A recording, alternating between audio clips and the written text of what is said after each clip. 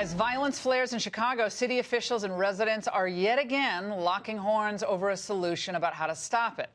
One Chicago alderman, Anthony Beale from the far south side, is leading the charge on what sounds like a kind of common sense solution: permanently reassigning officers to the city's most gang-ravaged areas. But the proposal is generating huge blowback. Why? Over fears that it could generate a surge in crime in some of the safer districts of Chicago. But is this just another excuse to avoid badly needed radical solutions to stop this carnage?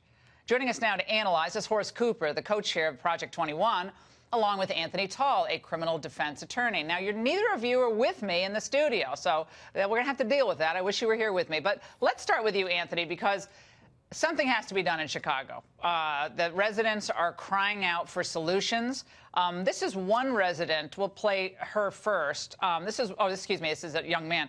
This is one resident today talking with Charlie Kirk. Let's watch. He doesn't take care of certain parts of town as he should. They take care of downtown. They take care of the north side. The south and west sides are left. He was young to me, but he said, look, you take care of these rich areas, but our areas aren't getting the help.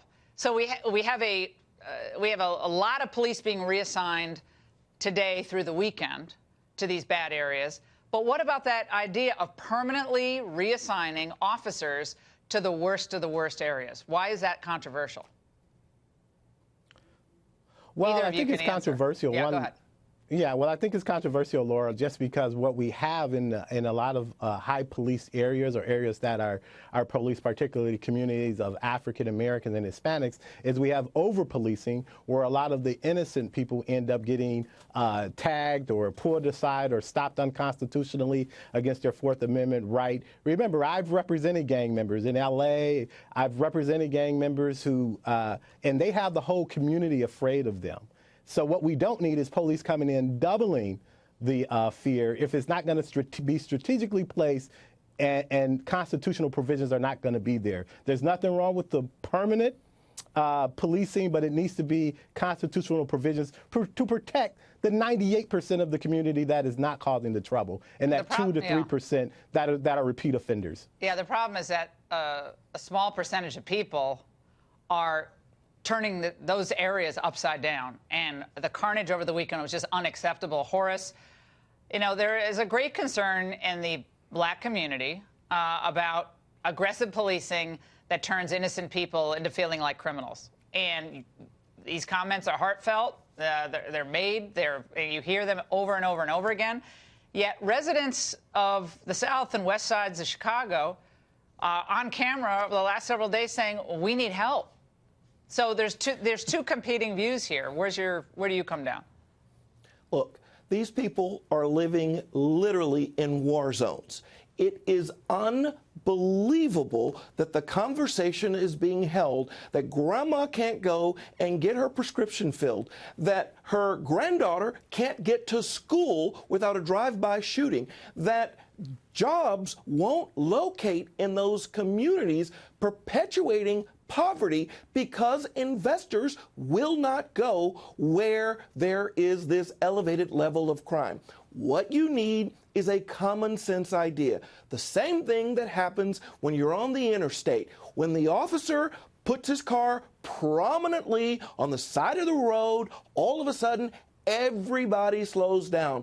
Even people who are law-abiding take notice. What we need to do is have an elevated presence of law enforcement in these communities. And it doesn't need to be for a weekend. It doesn't need to be for a few weeks. It needs to be a year, 2 or 3, if necessary.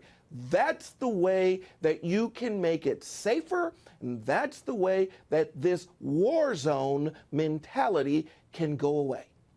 This is what Donald Trump...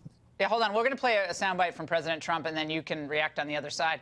This was today addressing issues such as prison reform. They even touched on sentencing reform, and he touched on Chicago. Let's watch. We must strengthen community bonds with law enforcement, including cities like Chicago that have been an absolute and total disaster. 63 incidents last weekend and 12 deaths. That's bad stuff happening, and probably, I guess you have to take from the leadership. This is called bad leadership. There's no reason in a million years that something like that should be happening in Chicago. Anthony, he's obviously dinging Rahm Emanuel's leadership in Chicago. Given your background and counseling, representing these former gangbangers and so forth, do you think Rahm Emanuel has done a good job? No, I don't think. I think Rahm Emanuel has done a horrible job. But that's not really the point. The point is, I want to ask Horace, does he really think that with the statistics that we have, where African Americans are pulled over more without reasonable cause or without probable cause, or where they're arrested more often, or where they're sentenced harsher, with all of these hard statistics, do you really want a permanent police force there that's not strategic and that's not following Fourth Amendment rules? And what are you going to do to make sure that those rules are set, that Fourth Amendment reasonable standard that the founders put in there is being followed? I think that's very important. You can hide behind the Fourth Amendment all you want. Here's the facts. Black Americans, particularly in Chicago, are dying as a result of the failure of law enforcement to be welcomed in and to let them play the role that they're capable of doing. Here's what needs to happen. What the mayor needs to do, what the governor of the state needs to do, is create a joint task force where they immediately allow for the state law enforcement officers to come in. They also need to work with the Department of Justice, and they allow for new prosecution teams to come in. You absolutely are going to have to start sweeps. I mean, the goal. The goal, guys. Hold on. Here's the problem with that. Go ahead, real quick, and then we have to close. Go ahead. Here's the problem with that. There's white people dying in Appalachia, in Kentucky. Why aren't you so concerned about them? They're dying by numbers. I tell you why, because when the police come there, they're not going to be over-policed as much as African Americans and as much as Hispanics are. Hold on. That is not false at all.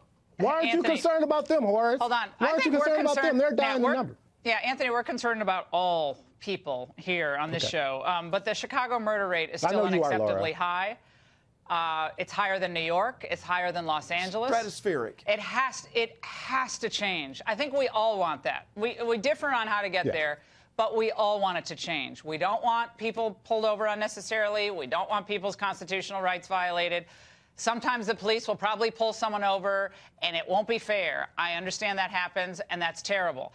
But if you can save lives this weekend and every weekend in the summer and beyond with smarter policing, with smarter community involvement, maybe President Trump can, offer some solutions with other faith-based leaders. That's a good thing.